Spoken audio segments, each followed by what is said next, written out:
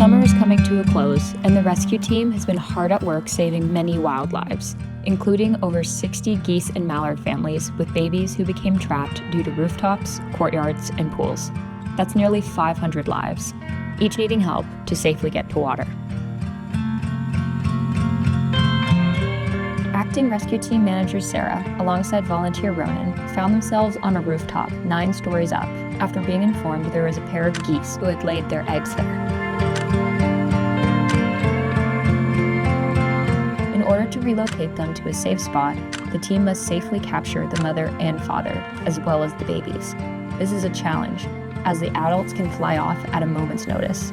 Obviously, the parents consider this a very safe spot to nest, and obviously they can come and go from a water source. However, they don't have the forethought for the fact that their babies take months to fly, which means they are now trapped on this roof.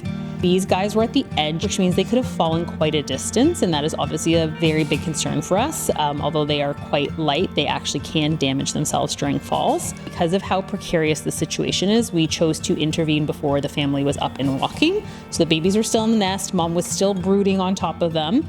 She was there, she was a really easy catch, easy to grab the babies. However, dad, although very much guarding the family, the second we went for mom, he flew off, and he was harder for us to get back, especially once we had mom in a kennel. He was less willing to come back. So we had to take a different approach on how to actually rescue this family.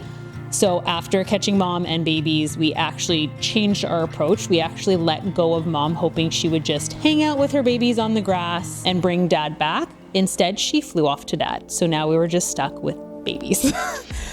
Which is not what we want. We obviously want to keep these families together. We want to move them as a family group to water. So we used her babies to bring everyone back onto the roof. And what we do there is we will hold the babies up. They will start cheeping.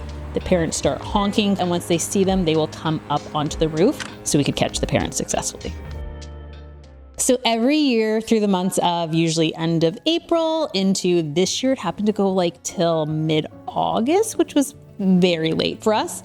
We are helping these families, geese and duck families that have kind of put themselves in these precarious situations on rooftops, especially of like condos, retirement homes, a lot of things with green roofs. Up in these areas, there's no predators, right? They don't have to contend with dogs that may be coming after their eggs, or coyotes, raccoons, or anything that's going to disturb them because they're up high. So they think it's a very safe spot to have these babies. They also tend to have them in courtyards. So courtyards of schools, courtyards of condos, things like that. And again, they can freely come and go, but now their babies are trapped in whatever this might be, whether it's a height or inside of an enclosed space. So it's super important for us to get to these guys and be told in a situation where you have geese nesting on roofs or in unsafe spaces, so that we can intervene and safely rescue the whole entire family. We also do actually get quite a few calls every year about mallards nesting beside pools. So in those situations, again, we would be intervening. In this recent case, Sarah, alongside volunteers Ronan and Daniela, headed to a backyard where a mother mallard had laid her eggs in a gutter. It worked for her, obviously. She successfully did have her babies. It was like a 1-story drop down to the ground, and then she was just chilling by the pool.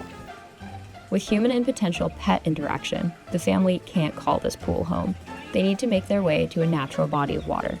But now with so many little ones, that's a long way, with many threats like cars and sewers. So again, the rescue team needs to relocate them, but this requires a specific strategy. So for this particular mom, she was what we would call quite flighty. So although she was a fantastic mom, she wanted to be near her babies, we could not get close enough to physically capture her, just because she was pretty on edge. And a lot of the time once they start flying, they need to see and hear their babies to realize where their babies are. So they just hear them, they panic, they need to see them as well. In this case, we used a contraption that we've made because we've had history and definitely different situations in the past where moms would be like flying around, come within 20 feet, but never come close enough for us to catch. We made a plexiglass clear box, and we would put the babies in the box so that way they're not running everywhere and getting lost. So it keeps them contained, but again, mom can hear them still and mom can see them still, and they're safely contained for us, which means mom will come as close as physically possible to those babies. She will like circle around the box, and that gives us the opportunity to come in from a different angle to actually capture her without worrying about her babies scattering everywhere. So that's what we did here to safely capture her.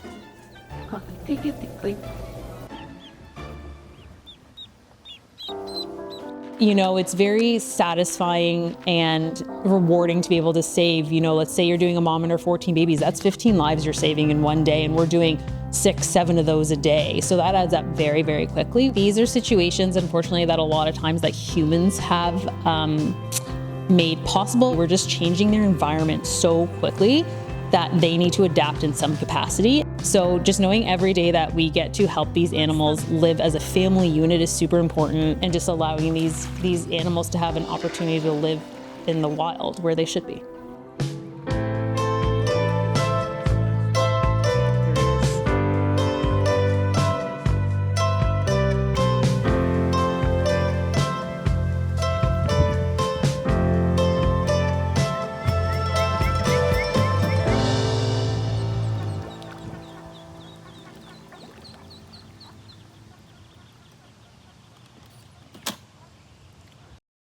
If you like our videos, please subscribe to our channel and make sure you hit the bell to be notified when we share new content. We would also love if you shared this video with a friend.